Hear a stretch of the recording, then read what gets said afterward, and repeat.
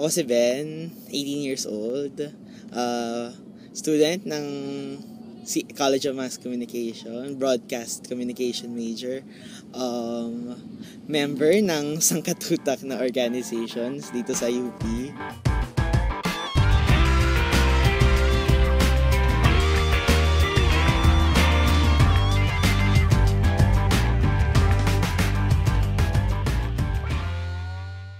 Ilan kayo magkapatid? Ako yung legal child. Isa sa tatay, meron akong kapatid, at isa sa nanay. So, tatlo kayo basically? Tatlo, basically. Nakatira kayo sa house lahat? Hindi, ako lang. Okay. Yung sa tatay, nakatira sa family ng nanay niya. Actually, recently lang rin kami nakakilala. Like, 2010 lang din. Nung namatay niya. Months before namatay si Papa. Tapos, yung kapatid sa nanay, tagal ko nang... Hindi ko siya nakakausap, actually. Alam ko lang na may kapatid ako sa nanay. Nasaan siya? Somewhere in Zamboanga. Okay. So, bali, ikaw yung kasama ng nanay mo? Hindi ko rin kasama nanay ko. Sino kasama sa bahay? Tito, tita, father side, lola. Okay. Hindi kinasal parents ko eh. Like, parang became Coco Crunch na lang. Okay. So, bali nung buhay pa si daddy mo, sa kanya ka talaga nakakita? Tapos, si mami mo, kung kailan mo nakikita? Last time nakita ko siya, 4 years old pa. Well, 14 years ago.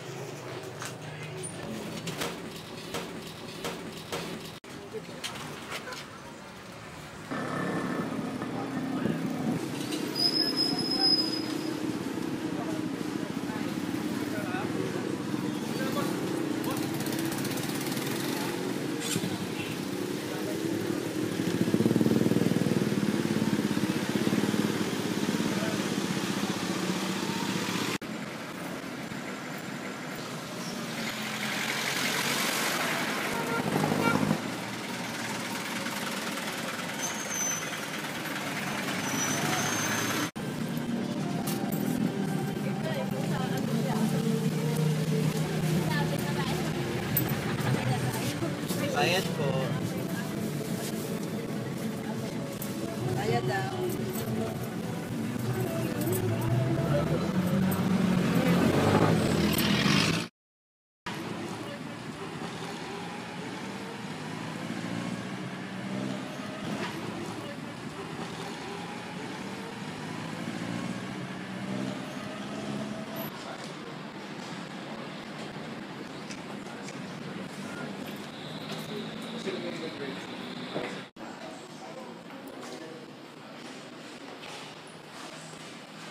Ano mga orgs mo? Shit, ang dami. Siyempre walang process kaya stand-up CMC. Tapos, nag-cineasta ko, August. Nag-Broad Guild, na-induct ng January, tapos sa Mascom, na-induct ng February. Mostly din ako sa Volcor ng Office of Student Union kasi Chief of Staff ako. Honorary member din ako sa SILI, pero wala kami ngayon. Wala kami members. Tapos, ano ba? Ano na-remember ko? Hello po! Yung registration po, tsaka yung program, nandun na po sa labas. So, mag-register po muna tayo, tapos kuha na rin tayo ng copy ng program. Sige, bike na lang tayo. Chika.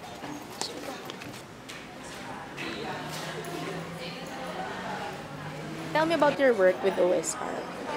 So ayun, sa OSR, yung student digit naman ay yung highest representative ng students sa UP Board of Regents, the highest policy-making body ng UP.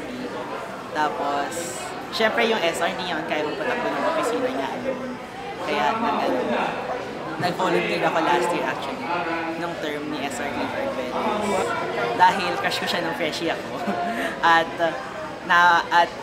isa siya sa mga nag-inspire sa akin nung freshie ako to fight for my rights. Kaya naging ball core niya ako. Hanggang ngayon, sleeper na ako sa office ko bilang chief of staff.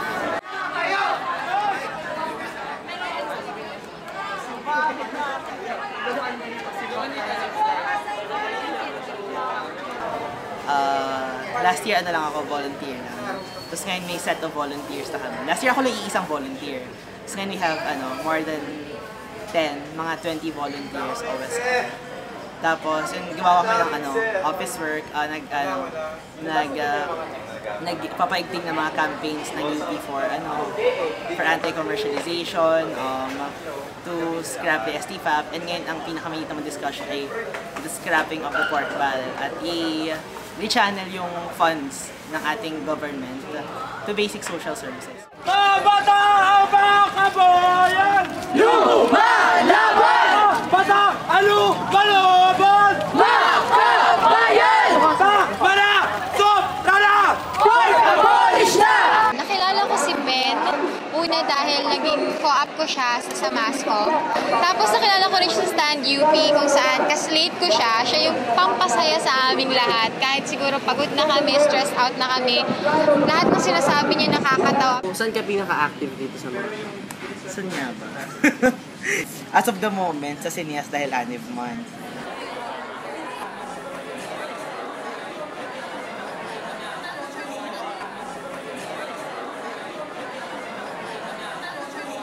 World premiere ngayon ng Bang Bang Ali. Pili ko siya ni Ele Buendia at syempre sponsor siya ng UP Cineas Studio kasi alumni namin siya. Ngayon ay VIP usher ako pero bigla akong tinap as mag-host. Excited na ba tayo? Excited na ba? Wow, hindi namin na-feel. Who's excited for the world premiere of Bang Bang Ali? Ang lahat naman sila excited, Max. Ha? Ang lahat naman sila excited. Yes. Ikaw, excited ka ba? Of course, very excited. Pero excited muna ako malaman. Magpakilala naman tayo sa kanila. Sino ba? Sino ako? Magandang gabi, I'm Max. At magandang gabi po, ako po si Ben. And welcome. Okay, go. And we're from UP Cineas Studio. Yes.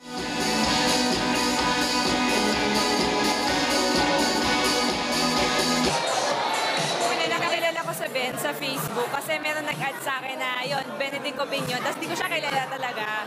Tapos one day, nag-orientation yung UP Cineas Studio, tapos nandun siya. Unfortunately, etong si Ben yung nag-bid sa akin.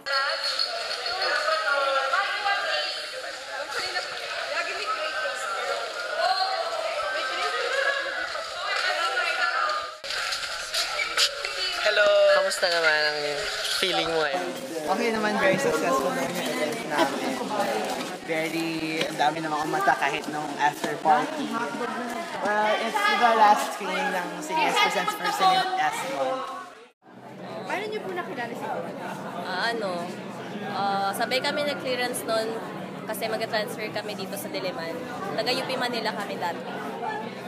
Kamusta siya as a person? Ano siya? Akala ko dati mabait siya. Pero mabait din talaga siya. Prangka nga lang at mapanglait. Pero mabait siya. And that's a good way. Talk about why you love Cineas. Siyempre, I love Cineas kasi ito yung unang orgo dito sa UP.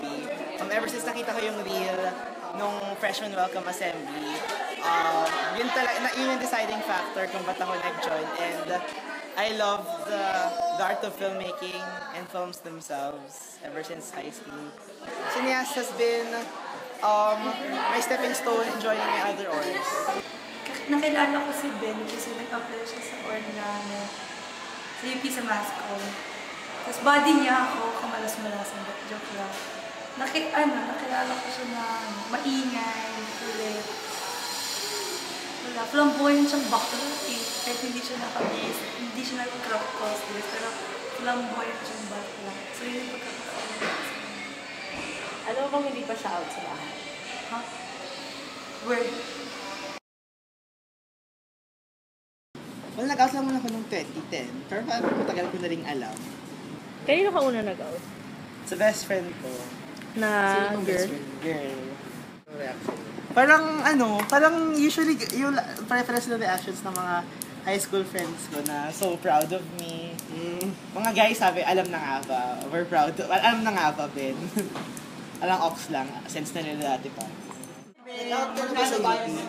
Of course. Well, nung freshie pa ako sa UP Manila.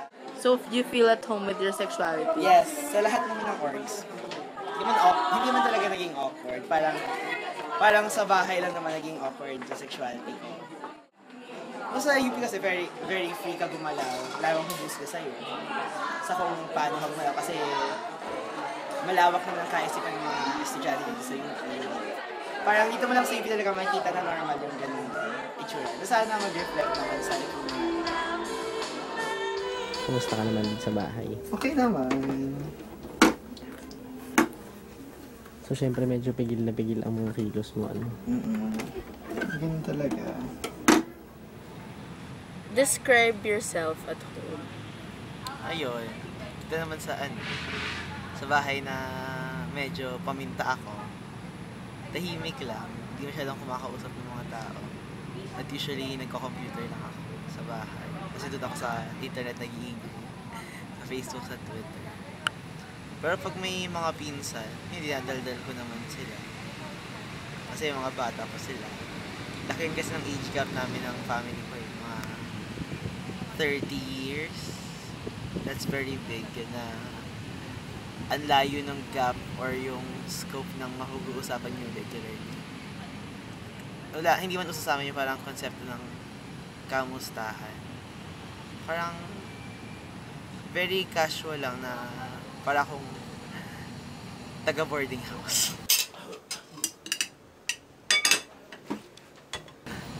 Ganun yung inaano ko, para ako nagdo-dorm sa sarili naming bahay. Sa mga people in your house, kanino ka nakaka-feel na sa kanya ka mag-house?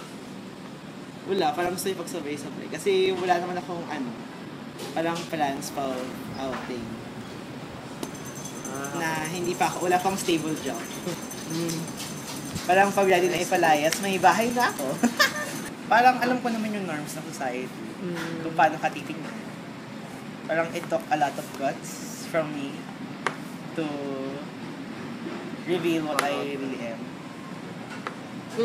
Kasi takot din naman ako sa mga na kumalat at baka mapangit yung tingin nila.